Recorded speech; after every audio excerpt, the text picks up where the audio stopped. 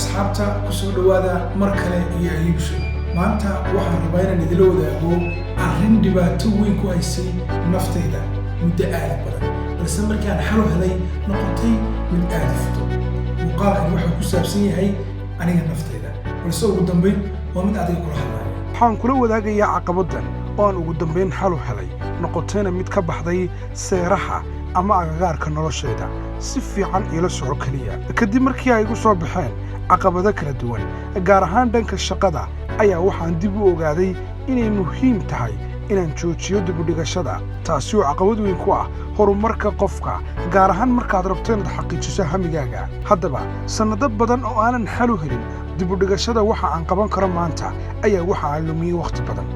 waxaana aan la kulmay culays badan oo ah nolosha maalinlaha ah maadaama haddii aad dib u dhigato shaqo aad qaban karto aad helayso jawaabta oo ah culays badan oo laga yaabo inuu kaa leexiyo hamigaaga iyo hadafka shaqada aad hayso haddaba waxa aan rabaa inaan adigana kula wadaago xalka ugu fudud ee ayuub ahaan aan kaga badbaaday inaan dib u dhigasho sameeyo isla markaasina shay aan maanta qaban karo aan berri dib ugu dhigto inaad u samaysato wakhti cayman shaqo kastood qabanayso kaasi oo aanad daafi karin taasina waxay kuu sahlaysaa inaad si fudud uga guulaysato dib u dhigashada shay aad qaban karto hadda waan ogahay way adag tahay balse haddii aad shaqo walba samayso wakhti cayman joojishidna dib u dhigashada waan hubaa inaad arki doontid isbeddel degdeg ah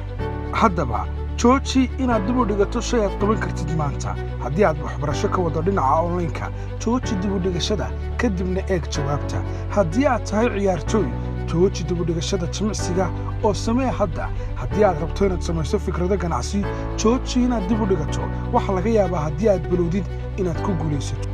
waa run dib u dhigashada waxaad qaban kartid maanta waxay kugu keenaysaa culays sidoo kale waxay kaa luminaysaa wakhti aad ku qabsan lahayd waxyaabo kale oo kuu leh faa'iido hadda ayuub ahaan waxaan aad u necabahay dib u dhigashada waxaanaan jecelahay inaan wakhti cayman ku qabto shaqo walba oo ii taalla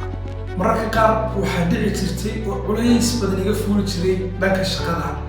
maadaama aan samayn jiray dib u dhigasho badan beribad qaban maalinta ku-xigad qaban balse arrintaasi waa joojiyey markii shaqo kastoon qabanayna ama sameeyey wakhti cayiman waxa aan samaystay kuna guulaystay in howlahayga maalinlaha ah ay u socdaan sidaan ugu talagalay waa tahay ugu dambeyn waxaan filayaa muuqaalkani inuu yahay mid faa'iido u leh adiga iyo anigaba